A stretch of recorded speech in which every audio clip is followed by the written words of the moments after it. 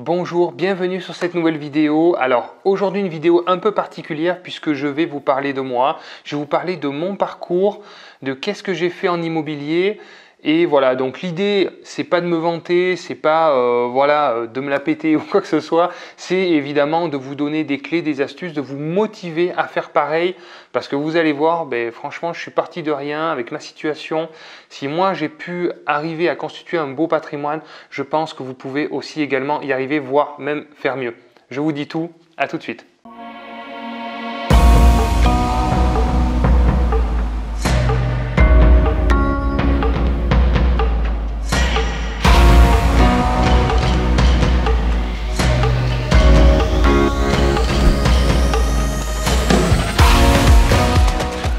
Bienvenue, donc aujourd'hui une vidéo vraiment à la cool, je vais parler un peu comme ça vient, je vais vous raconter un petit peu mon histoire pour ceux qui ne me connaissent pas très bien, je vais vous dire d'où je viens et qu'est-ce que j'ai fait concrètement en immobilier.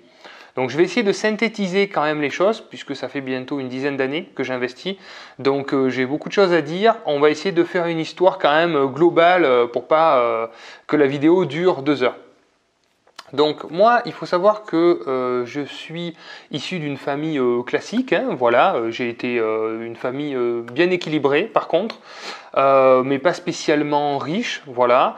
Il faut savoir que si mon père était quand même entrepreneur, il avait un petit restaurant, voilà, saisonnier, donc j'ai grandi dans ce milieu-là et c'est vrai que peut-être ça m'a mis un petit peu la puce à l'oreille parce que mes parents, je les voyais faire, donc c'était un restaurant qui était ouvert voilà, 4 mois de l'année. Mais il y avait quand même toute une organisation, il y avait des salariés à retrouver tous les ans, un restaurant à réouvrir, etc. etc. Et moi, j'ai évolué là-dedans en voyant mes parents être un peu les patrons, quoi. Donc je pense que même si c'était une petite entreprise familiale, ça m'a mis quand même une puce à l'oreille. Je les ai toujours vus assez libres finalement, et libres de décider, libres de leur temps, à part évidemment l'été où il fallait quand même bosser pas mal. Mais je pense qu'inconsciemment, ça m'a donné quand même quelques pistes qui après m'ont, on va dire, empêché ou j'ai eu du mal en fait à devenir salarié par la suite. Donc voilà, donc enfance très convenable, très correcte, voilà. Après, ce qui s'est passé, c'est que moi, je savais pas trop quoi faire. Donc, je me suis lancé dans la restauration pour reprendre effectivement le petit restaurant de mon père. Mais au final, ça m'a pas plu du tout. Je l'ai pas repris parce que la restauration, c'est très compliqué. On travaille les week-ends, on travaille tard le soir. On est là pour servir les gens qui s'amusent. Donc ça m'a quand même très frustré au début. Donc voilà, disons que ce métier-là, je l'ai fait 3-4 ans. Après, j'ai vite arrêté parce que je voyais les gens s'amuser, faire la fête, les week-ends. Et puis moi, j'étais là en train de bosser jusqu'à minuit, 1h du matin, quoi. Donc c'était un petit peu dur. Après, ce que j'ai fait, c'est que j'ai repris un peu les études. J'ai fait des études d'aide-soignant. Voilà, donc ça m'a beaucoup plu parce que c'est un métier qui est très humain, où il y a de vrais échanges et donc je me nourrissais de ça en fait parce qu'on aide un peu les gens, on a des vrais retours sincères et ça c'était vraiment très puissant. Ça m'a beaucoup plu. Mais malheureusement, c'est un métier qui est quand même sous-payé, c'est un métier quand même difficile où on fait beaucoup d'heures, ça demande physiquement pas mal, psychologiquement aussi énormément, avec beaucoup de contraintes, etc. etc. Et donc, effectivement, c'est pas un métier que j'aurais pu faire, je pense, toute ma vie. Voilà. Et donc, comment j'en suis venu à investir dans l'immobilier? Tout simplement par le fruit du hasard. Hein, voilà. C'est lors d'une discussion, tout simplement avec une collègue qui avait investi, qui m'a dit tu devrais investir dans l'immobilier, c'est intéressant. Et voilà, une discussion classique. Je suis rentré chez moi, j'ai calculé, j'ai regardé combien coûtait un appartement, combien ça pouvait se louer, et effectivement, je me suis rendu compte que ça pouvait être autofinancé. Donc à l'époque, j'optimisais pas les biens comme j'ai optimisé les biens aujourd'hui.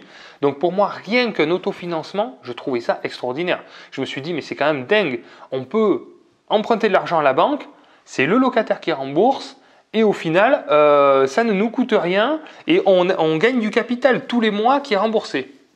J'ai trouvé ça incroyable. Donc une fois que j'avais compris ça, je suis quelqu'un d'action par contre dans mon tempérament. Donc je suis vite passé à l'action, donc j'ai vite cherché un bien.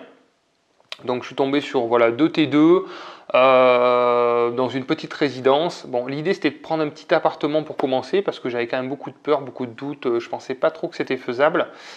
Et donc j'ai trouvé ces 2 appartements à la place d'un. C'était soit le prix de un, c'était 65 000 € l'un. Et si on achetait les deux, au lieu de faire 130 000 €, elle les faisait à 120 000 € je crois. Et donc effectivement, on a tenté une négociation à 105 000 € et là c'est passé. Donc c'est là où je me suis dit, waouh, super. Du coup, les deux pour, voilà, avec une belle négo, ça faisait même pas 50 000 € l'appartement. Donc c'était des T2 avec garage qui étaient bien placés, du stationnement, bien agencé, agréable à vivre, balcon. Enfin voilà, je voulais prendre quelque chose de simple et de facile pour me rassurer au début. C'était vraiment l'objectif. Donc j'ai commencé par ça. Et ça s'est bien loué. Donc là, c'est moi qui ai fait les travaux. J'ai fait un coup de peinture avec des copains. Alors, je suis nul en travaux, donc ça faisait un coup de propre. Mais franchement, il ne fallait pas trop regarder parce que c'était pas nickel nickel. Mais ça ne m'a pas empêché de le louer très facilement, très rapidement, au prix où je l'avais estimé. Et donc, bon, j'étais vraiment très très surpris. Je me suis dit, mais c'est incroyable. Et les locataires payaient tous les mois et ils continuaient à payer. Parce qu'au début, quand on n'investit pas, au début, on se dit, mais est-ce que les locataires payent? Mais oui, les locataires payent quand même, heureusement. Donc, effectivement, j'ai laissé passer un petit peu de temps. J'ai laissé passer presque 2 ans pour être sûr que ça se passe bien. Et 2 ans après, j'avais toujours les mêmes locataires qui continuaient à me verser des loyers. Bon, incroyable. Donc j'ai eu un départ de locataire au bout de 2 ans par contre. Donc là ça m'a donné envie finalement de revendre parce que j'ai voulu acheter une résidence principale. Et donc j'ai revendu voilà, avec une belle plus-value parce que j'ai revendu un appartement 70 000 €. Et donc effectivement moi j'avais mis un petit peu d'apport, j'avais mis donc 15 000 €, ma femme avait mis 15 000 €, on a mis 30 000 € d'apport dans le projet. Et donc finalement on n'avait que 70 000 € de crédit. Voilà. Et donc on s'est retrouvé finalement avec le remboursement du crédit qu'on a fait et avec un appartement qui était payé. Donc là, au bout de 2 ans, on s'est dit c'est quand même dingue. On avait presque 400 € de loyer qui tombaient tous les mois, sans crédit. Là, ça m'a fait un déclic. Voilà. Donc là, effectivement, j'ai acheté ma résidence principale, voilà. Et après, on est vite reparti à l'action pour acheter un petit immeuble de rapport. Donc voilà, donc ça a été un petit immeuble. Là, c'était 4 appartements. Avec un prix de 220 000 €, voilà, tout compris, un petit peu de travaux, enfin pas grand chose, déjà de quasiment loué en fait entièrement, 3 appartements de loués sur les 4, et après, donc très rapidement on est passé encore à un autre immeuble de 3 appartements, et voilà, et après ça a été parti, en fait ça m'a donné goût voilà, à investir, donc ça s'est très bien passé pour les 2 suivants. Après, qu'est-ce qui s'est passé? C'est qu'on a attendu. Il faut savoir que j'ai à peu près enchaîné les projets tous les 6 mois à 1 an, à peu près. Voilà. Alors, qu'est-ce qui a fait que ça a fonctionné? C'est que c'était des projets qui étaient en grande partie loués. Voilà. Donc, la banque, ça l'a rassuré aussi. Et il y avait toujours un petit peu de travaux. Donc, il y a eu beaucoup d'achats en nom propre, en déficit foncier pour les premières années. Et après, suite à ces 2 projets, on a commencé à monter, à investir par le biais de SCI. Donc pour ceux qui n'ont pas vu, j'ai fait une vidéo sur la SCI à l'IS justement où j'explique vraiment les avantages et les inconvénients aussi d'une SCI à l'IS. Donc là, en 2016, donc on a acheté en SCI. Donc là, c'était un immeuble un peu plus gros, donc on était sur un budget d'à peu près 400 000 €, voilà. Et là, il y a eu les premiers freins bancaires, voilà. Donc c'est là où je me suis un peu professionnalisé au niveau du dossier bancaire, parce que c'est ce qui fait qu'on peut continuer à investir en immobilier. Donc nous, en tant qu'investisseurs, nos 2 principaux problèmes, c'est trouver des biens et les faire financer. Voilà. Après, le reste, il y a des solutions pour tout. On peut sécuriser les loyers, on peut faire gérer les biens. Pour les travaux, on peut passer par des maîtres d'œuvre, etc., etc.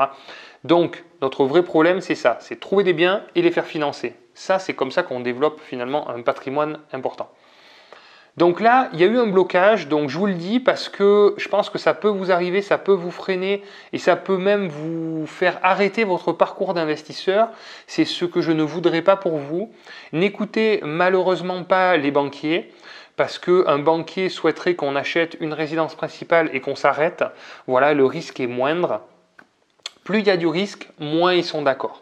Voilà, puisque c'est des gestionnaires de risque. Mais malgré tout, un banquier va vous suivre quand même parce qu'il n'a pas envie de vous perdre comme client. Donc malgré tout, il va faire l'effort de vous suivre. Voilà. Donc à ce moment-là, quand vous allez avoir un encours un peu plus important, vous allez avoir des blocages et donc celui-ci a été très dur à passer. On parle de palier, hein, voilà. Donc ce palier-là a été compliqué. J'ai dû me battre auprès de beaucoup d'établissements bancaires pour enfin trouver un établissement qui me fasse confiance, qui me suive. Et donc j'ai bien fait de faire ça parce que effectivement cet établissement m'a refinancé 2 autres biens dans la foulée, des locaux commerciaux et un autre immeuble de rapport à 450 000 euros. Voilà, donc acharnez-vous, ne lâchez pas. Et voilà, quand vous passez des paliers, après, c'est toujours beaucoup plus vert derrière. Mais il faut savoir que ce qui se passe derrière pour pouvoir aller le chercher. Donc surtout, le plus important, c'est défendre soi-même son dossier bancaire. Dans la description, vous pouvez mettre donc votre nom, vous avez un lien. Je vous envoie mon dossier bancaire, en fait, tout ce que je mets dans mon dossier pour que le dossier soit ultra complet, pour que vous puissiez justement arriver chez le banquier, lui dire tenez, voilà mon dossier, et pas qu'il y ait des retours de mail, il me manque ça, il me manque ça, il me manque ça, on perd un temps fou. Le temps, effectivement, pour vous, c'est le plus important dans le financement. Donc voilà. Donc ce qui s'est passé, c'est que voilà, j'ai continué comme ça à investir. J'ai investi avec un associé aussi, voilà, avec qui je m'entends très très bien. Donc on a fait une SCI ensemble, on a acheté un immeuble. J'étais contre les associations au départ, mais avec le temps, si vous trouvez la bonne personne qui vous apporte aussi ce qui vous manque, moi j'étais un petit peu bloqué financièrement, ça peut aussi vous apporter énormément de choses. Donc n'hésitez pas à vous associer quand c'est nécessaire avec la bonne personne. Donc mon parcours, voilà, ça s'est enchaîné comme ça, et effectivement, voilà, jusqu'à un nombre, actuellement c'est une 50aine. Bon, désolé les aléas de l'enregistrement, la télé vient de se déclencher au son de ma voix, donc je reprends la vidéo. Alors je vous disais donc, effectivement on parlait d'association, donc n'hésitez pas à vous associer si c'est nécessaire. Donc mon parcours s'est enchaîné comme ça au fur et à mesure du temps. Moi j'ai investi dans des immeubles de rapport, je fais de la location nue longue durée et également un petit peu de location meublée longue durée. Voilà, vous avez compris, moi ce que j'aime c'est la passivité de tous ces investissements, le temps que ça me laisse finalement, parce que sur le nombre, voilà, sur une 50aine de lots, j'ai très peu de turnover, j'ai 2-3 changements de locataires par an, ça c'est très passif et ça me permet de me concentrer sur comment continuer à développer ce patrimoine immobilier. Voilà. Après, c'est effectivement un type d'exploitation qui convient aussi à mon secteur. Donc voilà, donc j'ai enchaîné comme ça et jusqu'à voilà, aujourd'hui, voilà, donc tout se passe bien. Je fais beaucoup d'opérations de déficit foncier, je fais aussi beaucoup d'achats en SCI à l'IS, voilà, avec l'impôt sur les sociétés qui permet justement de maîtriser sa fiscalité, et aussi quelques achats en meublé, donc sous le régime LMNP. Voilà, donc la réalité pour moi, c'est que effectivement, au fur et à mesure des investissements, on a eu des revenus complémentaires de plus en plus importants. On a eu un delta qui nous permet et qui nous a permis de disposer de temps. Alors, il ne faut pas non plus dire qu'on mène la grande vie, que voilà, on roule sur l'or. Mais à partir du moment où on arrive à payer ses charges et on arrive à disposer de temps, pour moi, c'est la plus grande richesse. Voilà, donc comme vous le savez, j'ai 3 enfants avec une femme et tout se passe bien. Et c'est vrai que le fait d'avoir tous nos week-ends, la semaine, prendre des jours quand on veut, avoir tout ce temps-là disponible, c'est juste du bonheur. Donc voilà. La réalité, c'est que ça demande quand même du travail. Il faut quand même s'impliquer dans les projets, il y a des petits soucis à régler, des petites choses, mais rien de bien méchant. Mais il faut en avoir conscience, c'est pas non plus totalement passif. Mais je pense que ça vaut le coup parce qu'effectivement, on va laisser quelque chose à nos enfants. Notre retraite, effectivement, je pense qu'elle sera plutôt bien assurée. On n'a pas grand-chose à attendre de l'État. Donc tout ça donne de belle perspective future et donc c'est tout le mal que je vous souhaite à tous. Donnez-en vous les moyens, essayez de passer à l'action le plus possible parce que vous regardez des vidéos, tout ça c'est bien, c'est inspirant, mais ça dépend vraiment de vous. Donc n'hésitez pas à passer à l'action. Si vous n'avez pas assez de temps ou vous ne vous sentez pas le courage de pouvoir investir par vous-même, n'hésitez pas à faire appel à Projet Locatif, bien entendu, qui est ma société d'accompagnement en investissement locatif, où nous avons des conseillers spécialisés sur toute la France qui peuvent vous accompagner dans vos projets. Voilà, donc je vous invite à regarder le site internet, vous avez le lien dans la description. Et puis voilà, pour tous les autres, je vous dis bons investissements à tous. Vous pouvez mettre dans les commentaires si voilà, vous avez des questions sur mon parcours ou mettez-moi dans les témoignages votre parcours. Qu'est-ce que vous avez fait en investissement locatif justement pour voir où vous en êtes et quels objectifs vous vous donnez par la suite. Voilà. Donc pour tous ceux qui ont aimé cette vidéo, merci de me mettre un petit like. Pour tous les autres, écoutez, je vous dis peut-être à bientôt. Écoutez, merci d'avoir regardé cette vidéo. Je vous souhaite à tous une belle réussite. Croyez en vous, croyez en vos rêves, parce que c'est possible, parce que c'est réel. C'est pas tout rose, mais ça vaut le coup d'y aller et d'avancer. Je vous le garantis. Merci à tous. À bientôt pour la prochaine vidéo. Ciao, ciao!